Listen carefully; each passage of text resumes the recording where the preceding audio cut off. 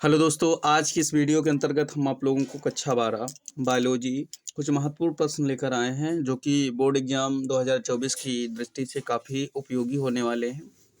तो बिना देरी किए हुए अपने वीडियो को हम स्टार्ट करते हैं। तो सबसे पहले पहला क्वेश्चन हमने लिखा है कि दोहरा निषेचन की परिभाषा दीजिए। क्या लिखा हमने? दोहरा निषेचन की परिभाषा दीजिए। ये मोस्ट इम्पॉर्टेंट क्वेश्चन है, जरूर पढ़ के जाइएगा क्योंकि विगत वर्षों में ये प्रश्न पूछा गया है। इसके बाद ख नंबर प्रश्न हमने लिखा है कार्पस ल्यूटम।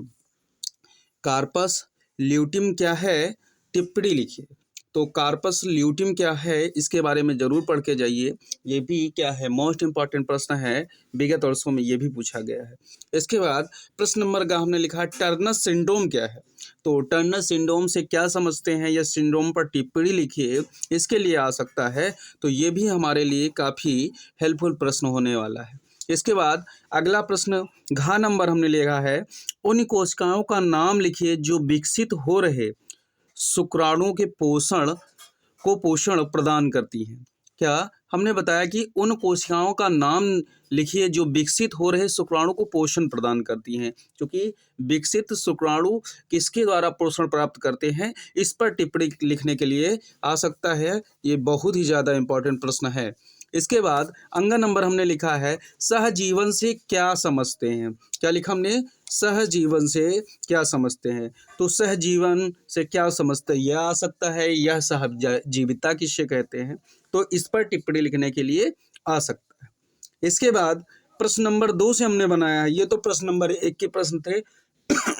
इसके बाद प्रश्न नंबर 2 की बात करें तो 2 नंबर प्रश्न में हमने लिया है मेंडल के प्रभाविता के नियम को समझाइए। तो मेंडल के नियम जरूर पढ़ के जाइएगा, ये बार बार परीक्षा में आते हैं, इनसे परीक्षा कभी खाली नहीं जाती। ये प्रश्न हर बार आपको देखने को मिलेंगे कि मेंडल के नियम से क्या समझते हैं। तो यहाँ पर हमने प्रभाविता का ही नियम लिखा है।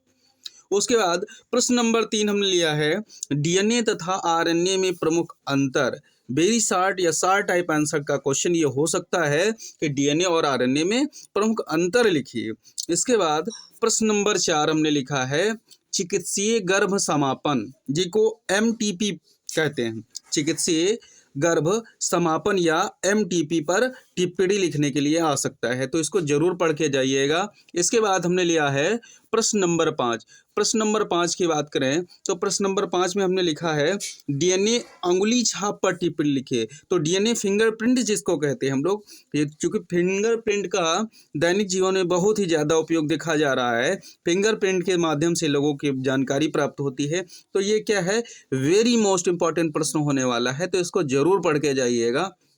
इसके बाद प्रश्न नंबर 6 की बात करें तो 6 नंबर प्रश्न में हमने लिखा है मानव जीओम प्रोजेक्ट पर टिप्पणी लिखिए। मानव जीओम क्या है, यह मानव जीओम प्रोजेक्ट पर टिप्पणी लिखिए। ये भी क्या है, बहुत ही महत्वपूर्ण प्रश्न है हमारी 2024 की बोर्ड एग्जाम की दृष्टि से। इसके बाद प्रश्न नंबर 7 हमने लिखा है परागकोश की अनुप्रस्थ काट का स्वच्छ नामांकित चित्र बनाइए। तो परागकोश के विषय में आई होप आप लोग जानते ही होंगे। तो परागकोश की अनुप्रस्थ काट का स्वच्छ नामांकित चित्र बनाकर तैयार कर लीजिए। ये भी क्या है, मोस्ट इम्पॉर्टेंट क्या है प्रश्न हमारे लिए हो सकता है।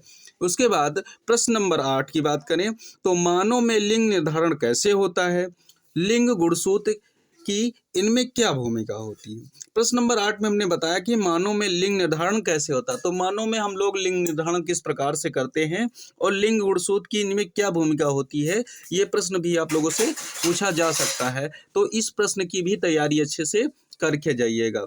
इसके बाद प्रश्न नंबर 9 की बात करें तो प्रश्न नंबर 9 में हमने लिखा है एक परिपक्व आवृत बीजी बीजांड की अनुप्रस्थ काट पर टिप्पणी लिखिए। हमने क्या बताया कि एक परिपक्व आवृत बीजी बीजांड की अनुदैर्ध्य काट पर टिप्पणी लिखिए। तो अनुदैर्ध्य काट पर टिप्पणी लिख लिए। इसके लिए क्या है, ये क्वेश्चन तैयार करके जाइएगा। इसके बाद प्रश्न नंबर 10 की बात करें तो प्रश्न नंबर 10 में हमने लिखा है अनिषेक फलन वह बहुभूरता पर टिप्पणी लिखिए। तो अनिषेक फलन व बहुभूरता क्या है, इस पर टिप्पणी लिखने के लिए आ जाए तो ये क्वेश्चन जरूर पढ़ के जाइएगा।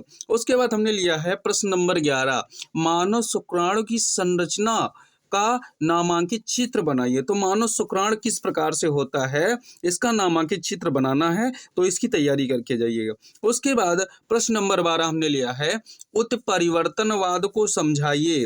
उत्परिवर्तनवाद से क्या तात्पर्य है, इसके विषय पर भी पूछा जा सकता है। तो उत्परिवर्तनवाद के विषय में जरूर तैयारी करके जाइएगा। उसके बाद प्रश्न नंबर 13 हमने लिया है, अवशोषी अंग क्या है। क्या हमने लिखा है, अवशोषी अंग क्या है, वर्णन कीजिए। सभी लोग जानते हैं कि मानव के अवशोषी अंग क्या है, या हमारे पूर्वज जो होते हैं उनके अवशोषी अंग क्या है, इन पर भी टिप्पणी लिखने के लिए आ सकता है, तो ये भी जरूर पढ़ के आप जाइएगा। उसके बाद प्रश्न नंबर 14 जो लिखा हमने, बहुत ही ज़्यादा इम्पॉर्टेंट क्वेश्चन है, परिवार नियोजन की एक यांत्रिक विधियां लिखिए। परिवार नियोजन की यांत्रिक विधियां कौन कौन सी हैं, इन पर टिप्पणी लिखने के लिए आ सकता है, तो इसको जरूर पढ़ के जाइएगा। इसके बाद प्रश्न नंबर 15 हमने लिया है, वाटसन एवं क्रिक द्वारा प्रस्तुत डीएनए मॉडल की संरचना का सचित्र वर्णन कीजिए। ये भी क्वेश्चन काफ़ी मोस्ट इंपॉर्टेंट है परीक्षा की दृष्टि से। उसके बाद प्रश्न नंबर 16 हमने लिया है, मनुष्य के मादा जनन तंत्र का चित्र बनाइए। इससे परीक्षा खाली नहीं होती है, तो ये भी प्रश्न जरूर पढ़ के जाइएगा। उसके बाद प्रश्न नंबर 17 हमने लिया है, आरएनए अम्ल की संरचना पर टिप्पणी लिखिए। तो ये सभी प्रश्न आपके 2024 की बोर्ड एग्जाम की दृष्टि से काफ़ी हेल्पफुल होने वाले हैं, तो ये सभी प्रश्न पढ़कर जरूर जाइए। यदि वीडियो हमारा अच्छा लगा हो तो लाइक कमेंट शेयर जरूर करें। धन्यवाद।